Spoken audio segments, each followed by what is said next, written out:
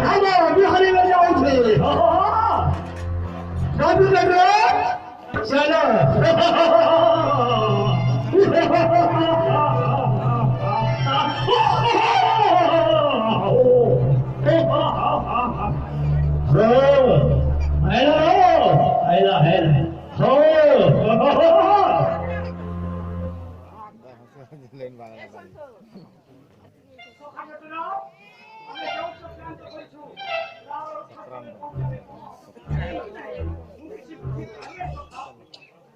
ଆପଣ କିଛି ଚିନ୍ତା କରନ୍ତୁନି ବନ୍ଧୁ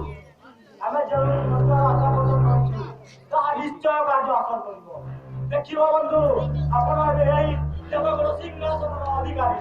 ପ୍ରଥମେ ଆମେ କିପରି ଯୁବରାଜ ସତ୍ୟବ୍ରତଙ୍କୁ ହତ୍ୟା କରିବା ତାହା ତୁମ ନିଜ ଭଉଣୀ ରାଣୀଙ୍କ ସହିତ ପରାମର୍ଶ ଦେଖିବ ଆମେ ନିଶ୍ଚୟ ଲକ୍ଷ୍ୟସ୍ଥଳରେ ପହଞ୍ଚି ପାରିବା